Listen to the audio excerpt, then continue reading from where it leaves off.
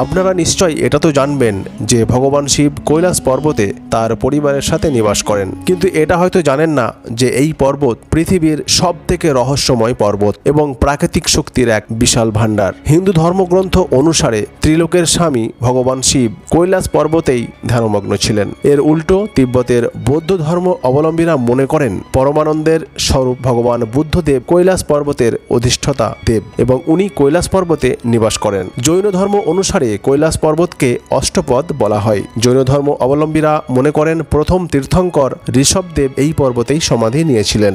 এই পর্বতের দক্ষিণ তথা পশ্চিমে মানসরোবর এবং রাক্ষসতল ঝিল অবস্থান করছে। এই পবিত্র পর্বতের উচ্চতা 6638 মিটার। উচ্চতায় এই পর্বত বিশ্বের সব থেকে উচ্চতম পর্বত মাউন্ট এভারেস্ট থেকে উঁচু নয়, কিন্তু কৈলাস পর্বতের ভব্যতা লুকিয়ে আছে তার আকৃতিতে। খুব মনোযোগ সহকারে লক্ষ্য করলে দেখা যায় এই পর্বতের আকৃতি অনেকটা শিবলিঙ্গের মতো। কৈলাস পর্বত অমরনাথ যাত্রার রাস্তায় পড়ে, যা তিব্বতের হিমালয় রেঞ্জে অবস্থিত। হিন্দু ধর্মে কৈলাস পর্বতের খুব বড় মাহাত্ম্য আছে, তার কারণ এই পর্বত ভগবান শিবের নিবাসস্থান মনে করা হয়। কিন্তু ভেবে দেখার ব্যাপার হলো 7000-এরও বেশি মানুষ এখনো পর্যন্ত পৃথিবীর সব থেকে উচ্চতম শৃঙ্গ এভারেস্টকে জয় করেছেন, যার উচ্চতা 8848 মিটার, কিন্তু আজ পর্যন্ত কেউ কৈলাস পর্বতের চূড়ায় পৌঁছাতে পারেনি। এটা সত্ত্বেও যে এই পর্বতের উচ্চতা মাউন্ট এভারেস্টের থেকে প্রায় 2000 মিটার কম, এটা এখনো পর্যন্ত রহস্যই হয়ে আছে। এমনিতে বলা হয় আজ পর্যন্ত কোনো মানুষ কৈলাস পর্বতের চূড়ায় পৌঁছাতে পারেনি।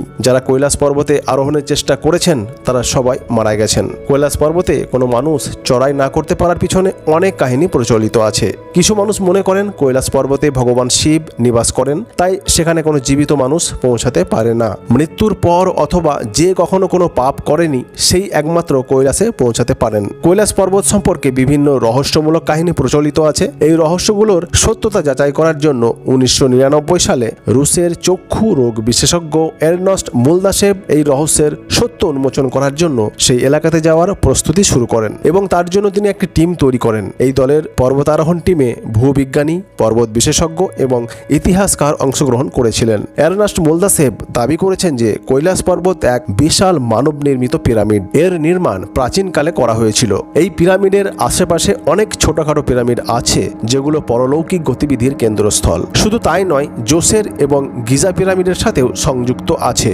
এই পবিত্র পর্বতে আরোহণকারীরা দাবি করেছেন এই পর্বতের উপরে সময় খুব দ্রুত সঞ্চালিত হয়। সাধারণ আবহাওয়ায় চুল ও নখের 2 সপ্তাহে যা বৃদ্ধি ঘটে, কৈলাস পর্বতের উপরে তা মাত্র 12 ঘন্টাতেই বেড়ে যায়। এই পাহাড়ের হাওয়া খুব দ্রুত মানুষের বয়স বৃদ্ধিতে সাহায্য করে। একজন পর্বতারোহী তার বইয়ে লিখেছেন, এই পর্বতে থাকা অসম্ভব। কোনো অজানা কারণের ফলে এখানে মানুষের দিশাভ্রম হয় এবং দিক সম্পর্কে কোনো চেতনাই থাকে না। এখানে চুম্বকীয় কম্পাসও কাজ করা বন্ধ করে দেয়। শরীরের চুল এবং নখ খুব দ্রুত বাড়তে শুরু করে, কারণ এই স্থান খুব রেডিও অ্যাক্টিভ। কৈলাস পর্বত সম্পর্কে তিব্বতের মন্দিরের ধর্মগুরুরা বলেন যে এই পর্বতে চারপাশে এক অলৌকিক শক্তির অনুভূতি হয়। এই শক্তিগুলো কোনো সাধারণ শক্তি না, বরং অকল্পনীয় এবং অসাধারণ শক্তি। বলা হয় এই শক্তির মাধ্যমে আজও কিছু তপস্বী আধ্যাত্মিক গুরুদের সাথে সাক্ষাৎকার করেন। একজন রুশি পর্বতারোহী সার্গেসিস্টিয়া আকো বলেছেন, যখন আমি কৈলাস পর্বতের খুব কাছে পৌঁছাই তখন আমার হৃদস্পন্দন খুব বেড়ে যায়। আমি এই পর্বতের একদম সামনে ছিলাম,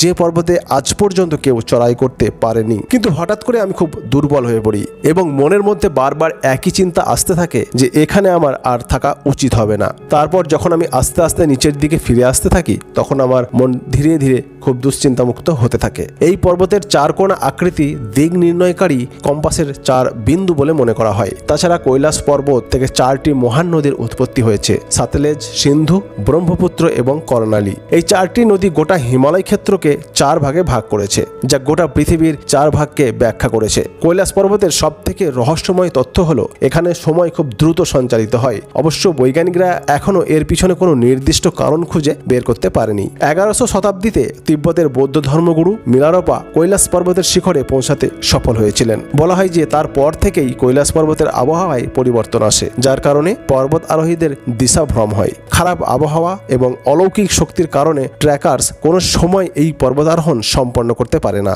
আর কিছু মানুষ তো কোনোদিন ফিরে আসেনি। এখনো পর্যন্ত এই পর্বতের উপর করা সমস্ত ট্র্যাক অসফল এবং অসম্পূর্ণই আছে। বর্তমানে এই পর্বতে ট্রেকিং করা সম্পূর্ণরূপে প্রতিবন্ধিত আছে। তার কারণ ভারত এবং তিব্বত সহ পৃথিবীর সমস্ত মানুষেরা মনে করেন এই পর্বত একটি পবিত্র স্থান, তাই এখানে কোনো মানুষকে ট্রেকিং করতে দেওয়া উচিত নয়। রুশ এবং আমেরিকার করা রিসার্চ থেকে এই তথ্য উঠে এসেছে যে এই পর্বত শিখরই পৃথিবীর কেন্দ্রস্থল এবং এটি অক্ষমুণ্ডি নামে পরিচিত। বেদ কথা অনুসারে কৈলাস পর্বত শিখরকে পৃথিবী তথা বিশ্ব ব্রহ্মাণ্ডের কেন্দ্রবিন্দু বলে মনে করা হয়েছে। রামায়ণেও একথা উল্লেখ আছে। সূর্যোদয়ের সময় যখন সূর্যকিরণ কৈলাস পর্বতের গায়ে এসে পড়ে তখন এক বিশাল স্বস্তিক চিহ্নের আকৃতি সৃষ্টি হয়। মনে হয় যেন ভগবান সূর্য ভগবান শিবকে শ্রদ্ধাঞ্জলি দিচ্ছেন। দাবি করা হয় অনেকবার কৈলাস পর্বতের উপরে 7 রকমের আলোর বিকিরণ দেখা গিয়েছে। নাসার বিজ্ঞানীরা মনে করেন এই পর্বতের ম্যাগনেটিক ফিল্ড এর কারণে এরকম হতে পারে। এই স্থানের চুম্বকীয় শক্তি অনেক সময় আকাশের সাথে মিলেমিশে এইরকম আলোর সৃষ্টি করতে পারে। যদি আপনি কৈলাস পর্বত অথবা মানসরোবর ঝিলের আশেপাশের ক্ষেত্রে যান তাহলে প্রতিনিয়ত এমন এক আওয়াজ শুনতে পাবেন যে মনে হবে যেন আশেপাশে কোথাও এরোপ্লেন উঠছে। কিন্তু খুব মনোযোগ দিয়ে শুনলে এই আওয়াজ আসলে ডমরু এবং ওম উচ্চারিত ধ্বনি বলে মনে হয়। বিজ্ঞানীরা মনে করেন হতে পারে এই আওয়াজ বরফ গলে পড়ার কারণে সৃষ্টি হয়। বন্ধুরা, কৈলাস পর্বত এতটাই অদ্ভুত, অলৌকিক এবং রহস্যময় যে এর সম্পূর্ণ তথ্য মুখে বলে শেষ করা সম্ভব নয়। এই পর্বতের রহস্য উন্মোচন করতে বিজ্ঞানীরা আজও নিরন্তর কাজ করে চলেছেন, কারণ বিজ্ঞানীরা মনে করেন এই পর্বত কোন সাধারণ পর্বত নয়, তথা এই পর্বত প্রকৃতির এক অতি রহস্যময় স্থান। বিশ্বের সর্বশ্রেষ্ঠ পর্বতারোহীরা পৃথিবীর সর্বোচ্চ শৃঙ্গ মাউন্ট এভারেস্টকে তো বারবার জয় করেছেন, কিন্তু কৈলাস পর্বতের নাম শুনলে তারা সকলেই ভয়ভীত হয়েছেন। তবে এমনটা নয় যে কেউ কৈলাস পর্বতে চড়ার চেষ্টা করেননি। অনেকেই ভগবান শিবের নিবাসস্থান পর্যন্ত পৌঁছানোর চেষ্টা করেছেন, কিন্তু তারা সবাই ফিরে আসতে পারেননি। তারা কিছুদূর পৌঁছানোর পরেই পাথরে পরিণত হয়েছে। আজ পর্যন্ত যারাই এই পর্বতে চড়াই করার চেষ্টা করেছে তারা সবাই হয়তো পাথরে পরিবর্তিত হয়েছে, তা না হলে তুষার ঝড় অথবা ল্যান্ডস্লাইডে চাপা পড়ে তাদের মৃত্যু হয়েছে। যারা এই পর্বত থেকে বেঁচে ফিরে এসেছে তারা এই পর্বতের সামনে মাথা নিচু করে প্রণাম করে আর দ্বিতীয়বার এই পর্বতে চড়ার কথা ভাবেনি। বলা হয় কয়েকশো বছর আগে একজন মানুষ ভেড়া চড়ানোর সময় সেই ভেড়াগুলোকে সঙ্গে নিয়ে এই পর্বতে চড়ার চেষ্টা করেছিল, কিন্তু কিছু দূর যাওয়ার পর সে পাথরে পরিণত হয়। এরকম আরেকটি প্রচলিত কথা অনুসারে একটি সাপ এবং একটি কাক এই পর্বতের শিখরে পৌঁছানোর চেষ্টা করেছিল, কিন্তু তারাও পাথরে পরিণত হয়। হিন্দু মান্যতা অনুসারে আজও ভগবান শিব কৈলাস পর্বতে তার পরিবারের সাথে নিবাস করেন। ওনার সাথে সাথে অনেক দেবী দেবতা এবং ঋষিমুনিরা এখানে নিবাস করেন। এখানে কোনো সাধারণ মানুষ পৌঁছাতে পারে না। কৈলাস পর্বতে পৌঁছাতে গেলে খুব কঠিন সিদ্ধি লাভের প্রয়োজন। এমন মানুষ যে জীবনে কোনোদিন পাপ করেনি সেই মানুষই এই পর্বতে পৌঁছাতে পারে। আশেপাশের স্থানীয় মানুষের কথা অনুসারে এই পর্বতের আশেপাশে ডমরু এবং ওম আওয়াজ শুনতে পাওয়া যায়। এখানে আসা দর্শনার্থী এবং পর্যটকরা এই আওয়াজ শুনতে পায়। এই আওয়াজের উৎপত্তি স্রোত এখনো খুঁজে পাওয়া যায়নি। অনেক মানুষ তো এটাও বলেন যে রাতের নিস্তব্ধতায় এই পাহাড়ের ভিতর থেকে ফুসফুস করে কথা বলার আওয়াজ শুনতে পাওয়া যায়। হিন্দু ধর্মের মান্যতা অনুসারে এই পর্বতে শুধুমাত্র পুণ্য আত্মারাই নিবাস করেন। অনেক বিজ্ঞানীরা তাদের অধ্যয়নে বলেছেন এই স্থানে সবসময় এক অলৌকিক শক্তি প্রবাহিত হয়। এই কারণে অনেক তপস্বী এই স্থানে আধ্যাত্মিক ক্রিয়া করেন। ইতালির একটি পর্বতারোহী দল 1965 সালে এই পর্বতে চড়ার চেষ্টা করেন, কিন্তু হঠাৎ করে সেই সময় আবহাওয়া এতটাই খারাপ হয়ে যায় যে তারা ফিরে আসতে বাধ্য হয়। 1968 সালে ভারত এবং জাপানের মহিলাদের একটি সংগঠিত দল এই পর্বতে চড়াই করার চেষ্টা করেছিল।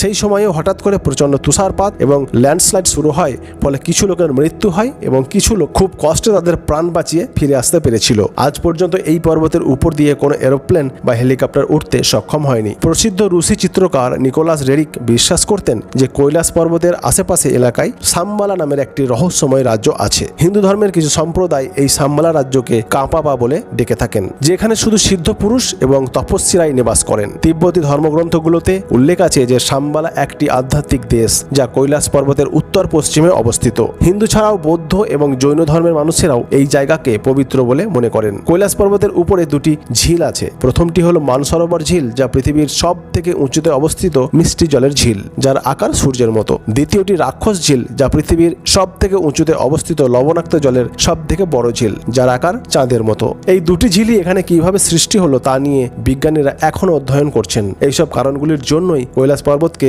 অদ্ভুত এবং অতি রহস্যময় স্থান বলা হয়। প্রিয় বন্ধুরা, আপনারা কৈলাস পর্বত সম্পর্কে কি ভাবেন তা কমেন্টে অবশ্যই আমাকে জানাবেন। আর যদি এই ভিডিও ভালো লেগেছে তাহলে এই ভিডিওটিতে একটি লাইক দিতে ভুলবেন না। হর হর মহাদেব।